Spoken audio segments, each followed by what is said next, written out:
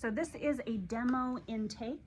I have a soap note sheet. Having it on a clipboard with you while you do your intake is, I think, best practices. I don't think it detracts at all, and then you don't have to try to remember stuff once you leave the room, which is like moderately impossible depending on who you are.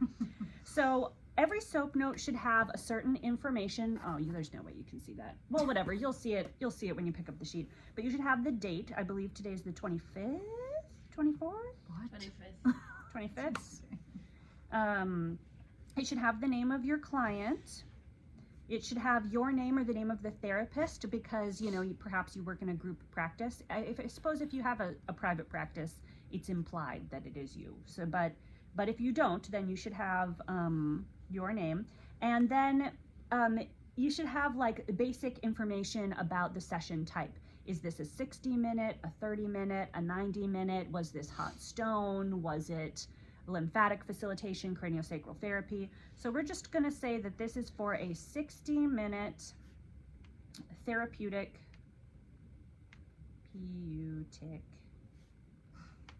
session.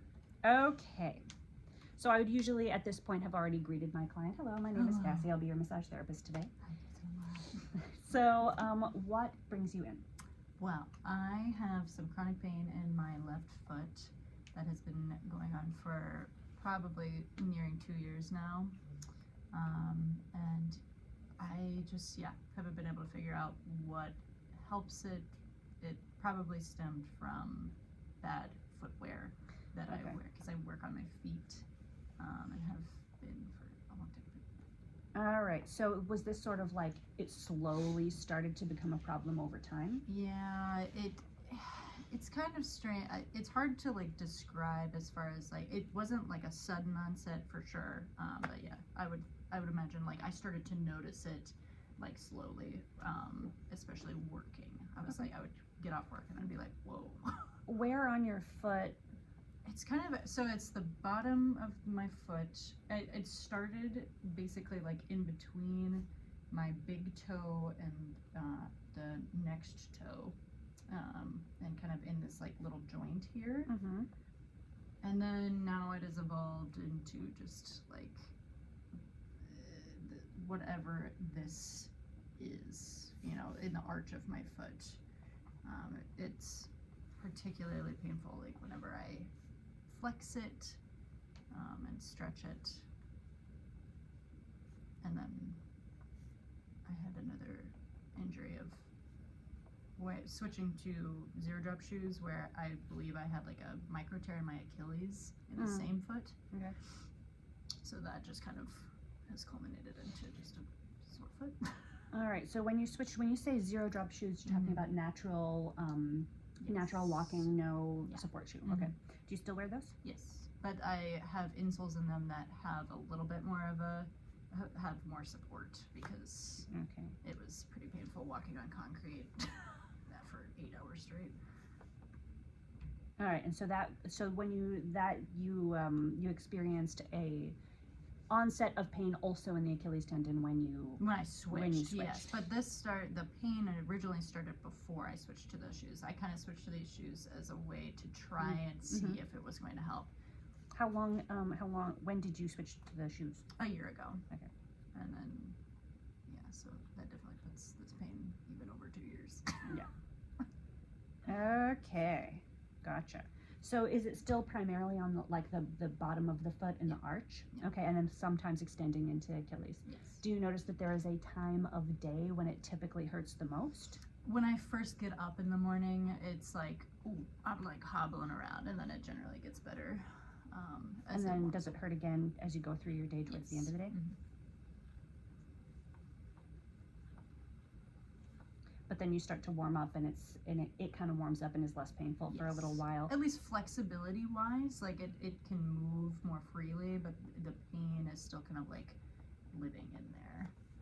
All right, so pain lessens but is still present.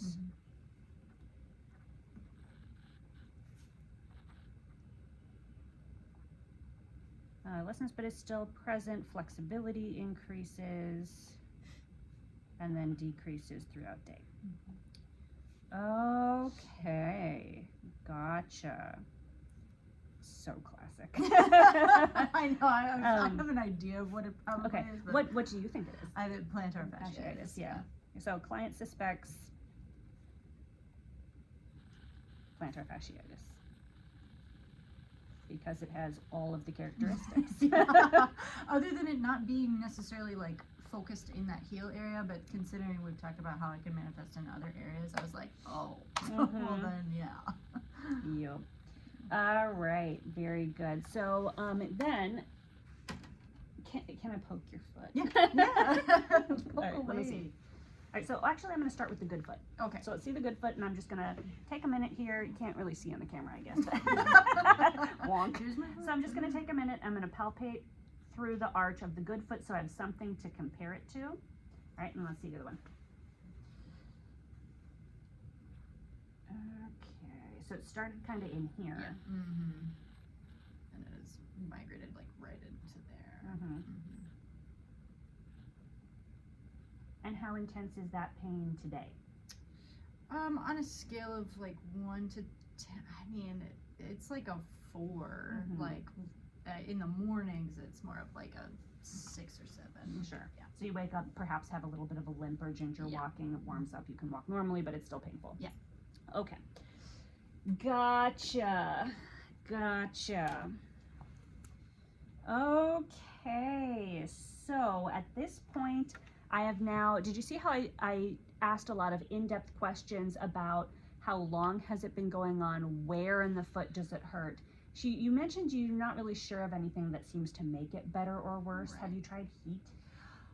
Not specifically, no. Okay. I have tried like the little like balls that you'll rub your feet on, and that does help, but it's Mhm. like it's very short-lived. Basically. How firm are the It's balls? hard. Yeah. Like it's Okay. a little Like a hard, golf ball? spiky ball. Oh, It's, so, I bought a the spiky ball. Mhm, Okay, yep, mhm. I know what you're talking about. Okay, very good. So I have now talked about the history. I have done I've done some palpation. Now this one didn't really. I mean, I guess I could look at. Could you stand up Mhm. and just stand in a neutral position for me? Yeah. So what I'm looking at now is between her 2 feet. There is a slight difference in the arch and where it falls. The affected foot the arch is just like slightly. 3 molecules fallen down just a little bit, and that foot is slightly rolled to the side. It's not very obvious though. It's extremely minimal. So that would be, I've done some observation, I did some palpation, and have you ever gone to the doctor or had any special tests done about it? No. Yeah, okay. All right, so that would be an example of of an intake interview. So that whole video is now at about 8 minutes. But did you see how just the question part, like I got quite a bit of information, right?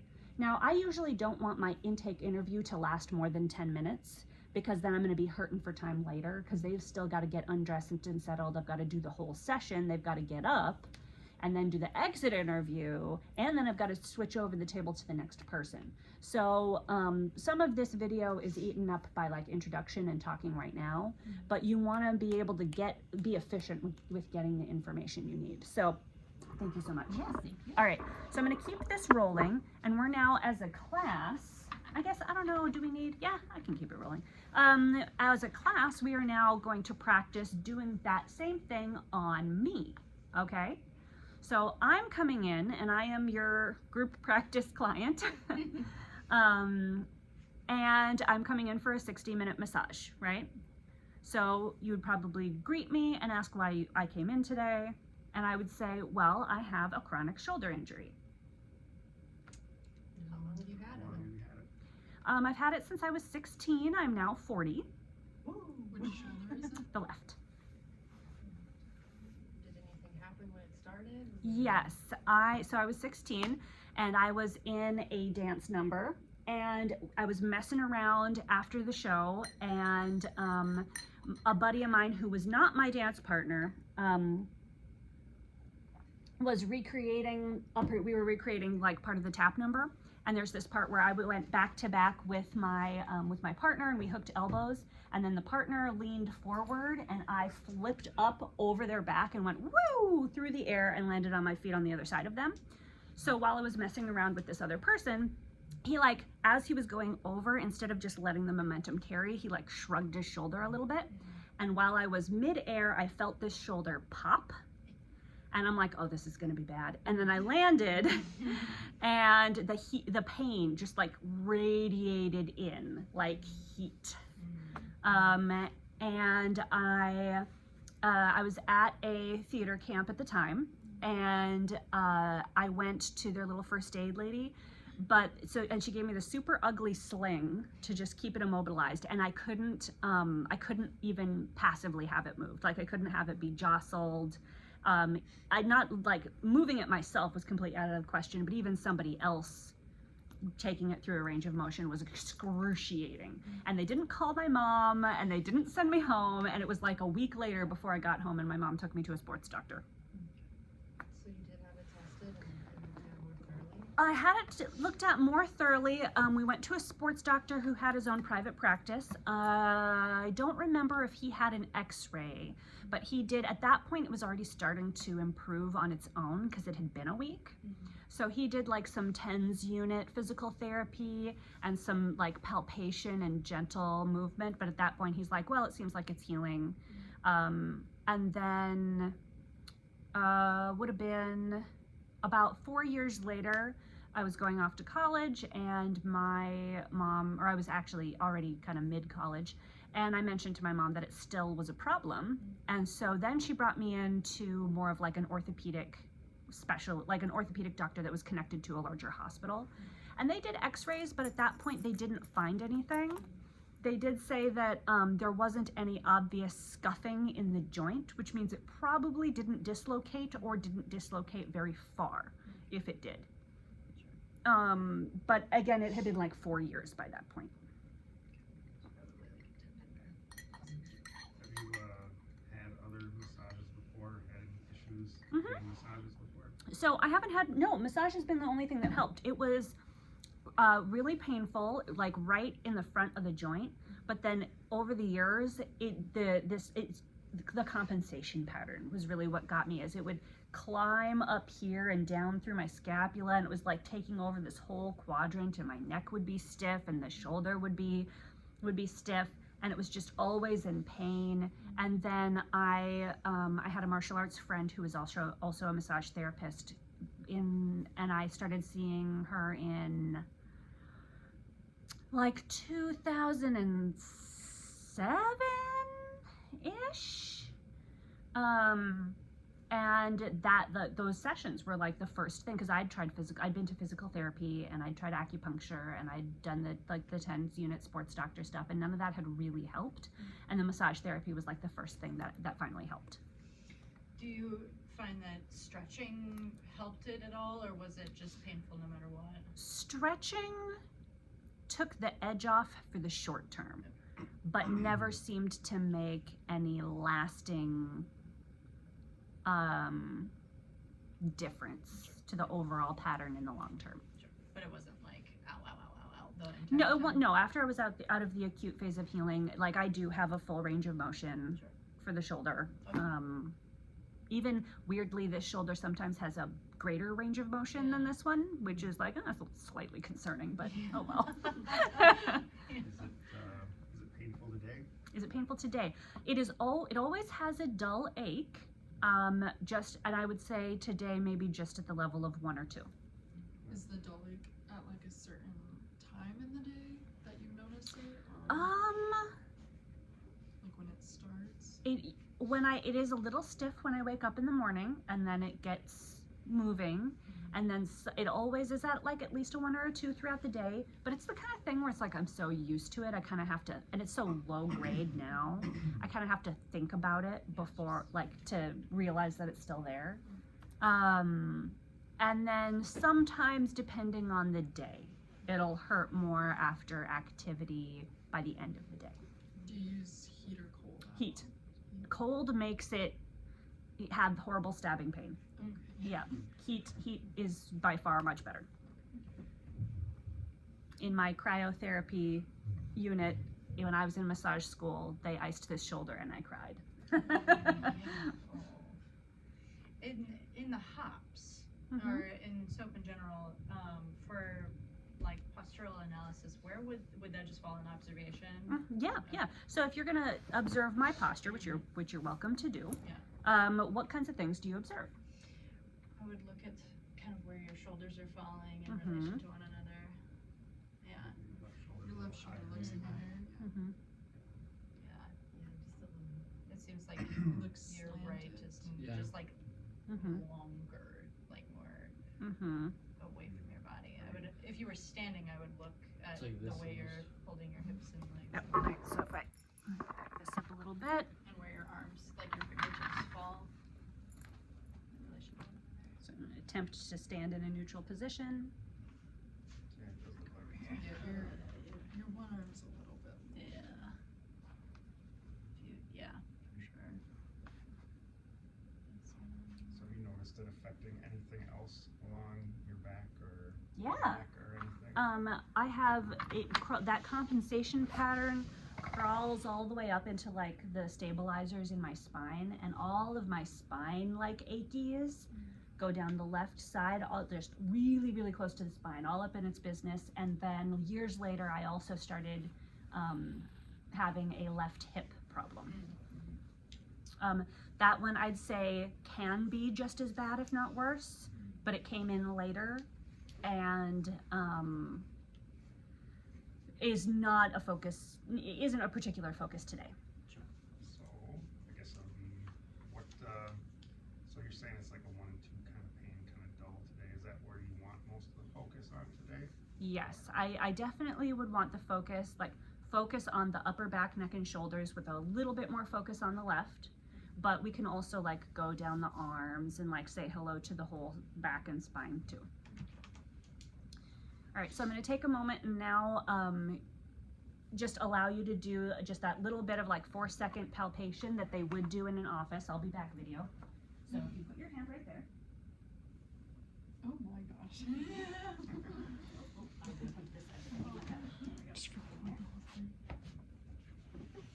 That's just what you want your massage therapist to say. Oh gosh. I'm scared.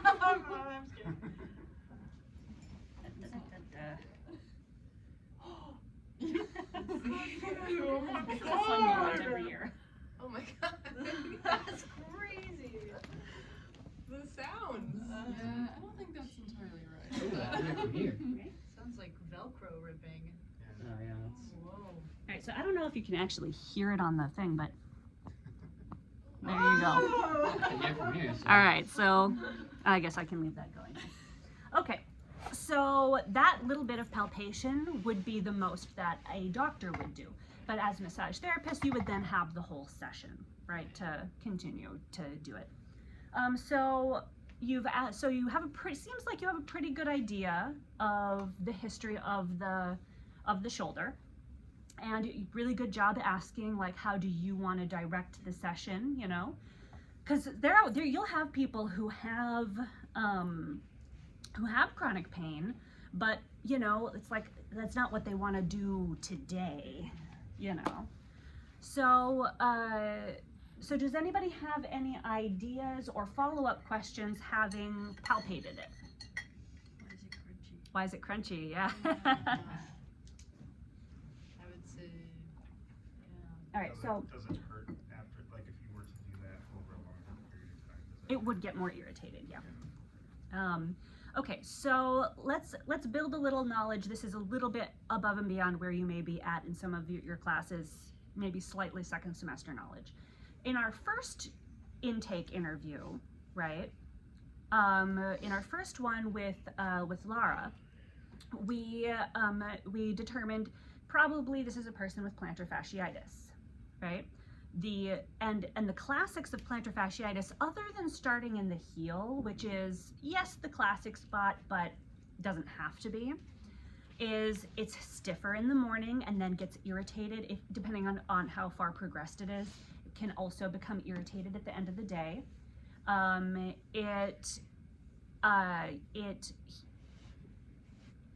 It is a textury, like I guess I didn't say anything, but when I palpated in the affected foot, there were some like crunchies and gravelies. Actually, did you feel them, especially in the heel? Yeah.